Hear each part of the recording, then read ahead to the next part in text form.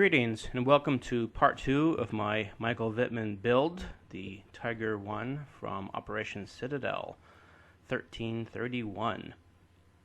So in part 2 we're going to be going over mostly the painting and some of the washing and application of decals, and we'll see where we go from there.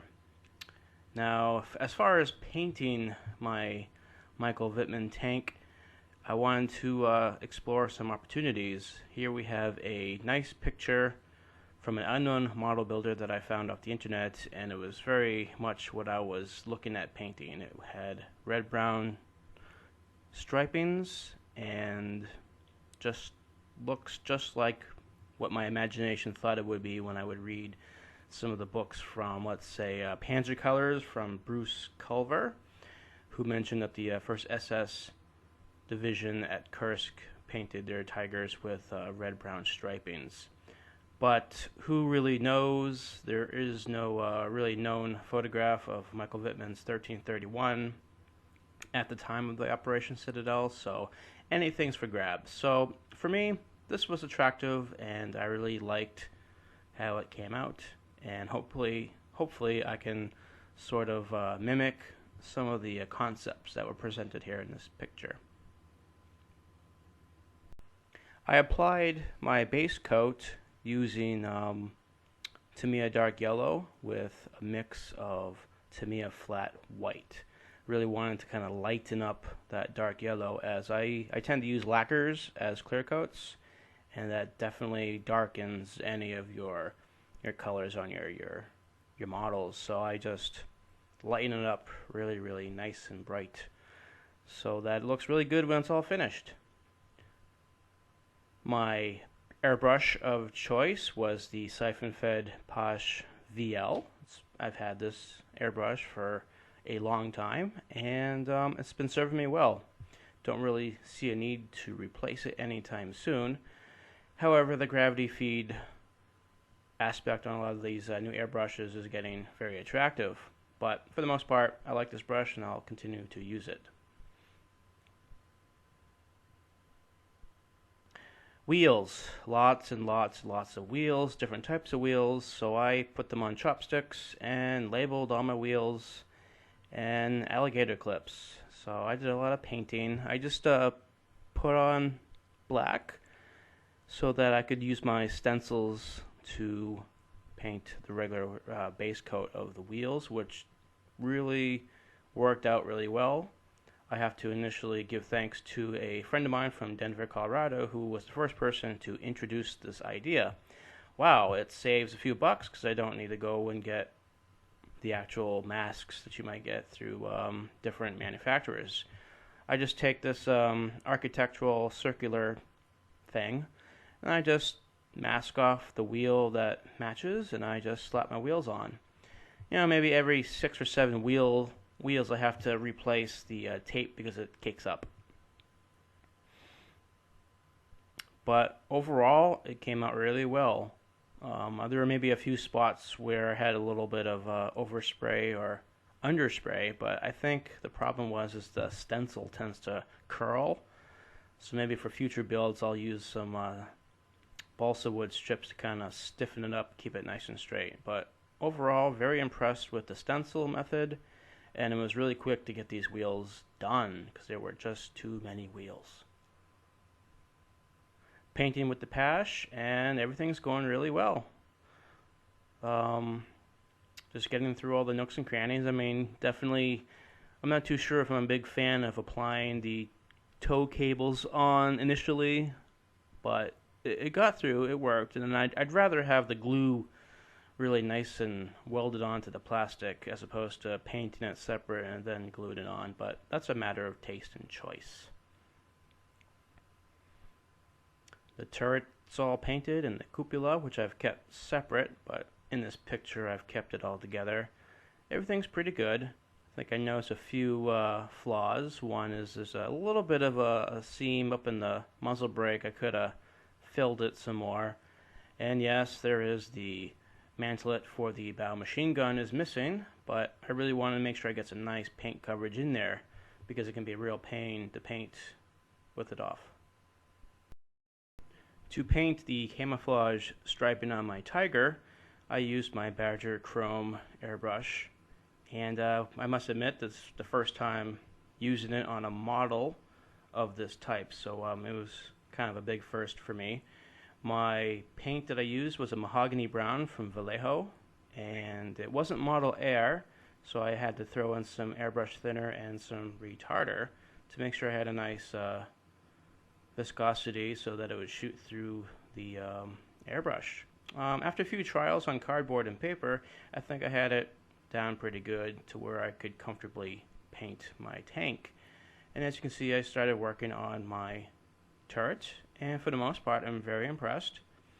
And that's all I can really say. You know, every part of model building is a journey, so I really wasn't too hard to judge myself. I think model builders, we are worst critics when it comes to model building, so I gave myself a lot of latitude, as this is probably my first real detail freehand camouflage I've ever applied.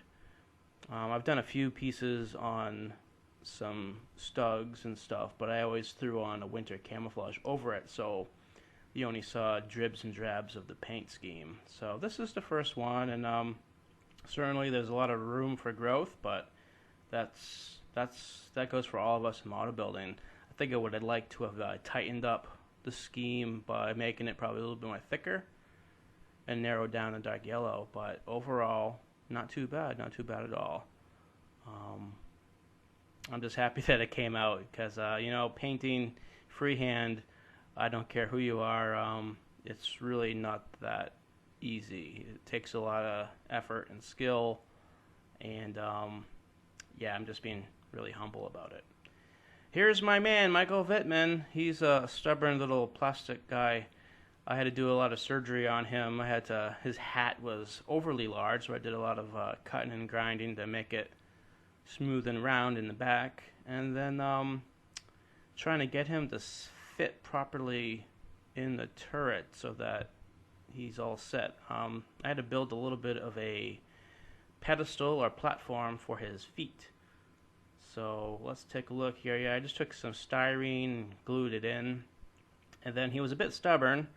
To get his arms draping gently over the cupola, I had to cut his front feet off and a little bit of his leg. But now he fits really well, so when he's ready for installation in its permanent nesting place, he's going to be all set and ready to go. Can't wait to start painting that guy up. That's going to be a lot of fun. Well, here we have the bits and bobs and such of the Tiger 1, and mostly it's all the exhaust pieces. So they're going to sit on this paper plate, hopefully collecting not too much dust, until I can get a nice rust and dust recipe for my exhaust manifolds. So they're just going to have to be a little patient and wait up. I know they're itching to get glued on to my Tiger tank. Next up is the wash. I just use a very basic system. I just gloss coat my model with gloss lacquer, and then once that's nice and cured, I just apply my oil paint. I use Winsor & Newton. I think that provides a really good granule substance, nice and oily, and get nice pigments, and I just mix it up with a little bit of terpenoid odorless spirit stuff. And voila, there you go, a bouquet of Tiger 1 wheels, all nicely flat coated with lacquer. They're looking pretty good in my little cups, as I don't know where to stick these silly things. So yeah, they're just curing up there down in the basement, and I will be applying the wheels as soon as my chassis is all weathered up, which will be sometime later.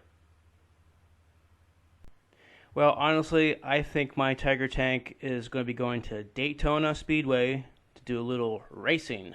Wouldn't you just like to race a Tiger 1 tank? The numbers are god-awfully huge. I didn't realize this until I slapped the first one on, but they're a bit big.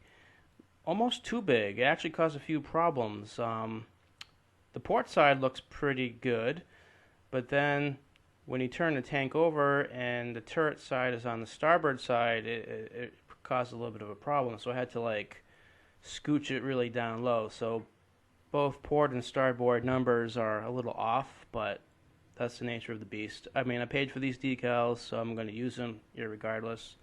Overall, the decals, as far as decals go, Petting House, they have a good product. I had no problem with them at all.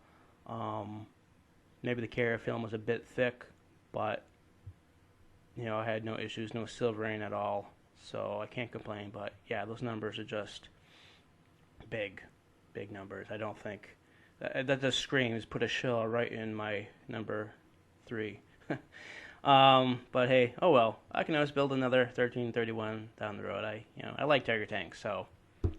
And at the end of the day, it's just a model kit, but it's okay. It looks pretty cool. So far, this is where I'm at on my build, and I hope you've enjoyed watching this. Thank you for watching it if you've made it this far and following my build. And hopefully, you'll see the reveal sometime by the end of the summer. So this is Russ Gosselin signing out, and I hope you guys are having fun. Model on, be safe, and enjoy your summer, wherever that is. Thank you, and goodbye.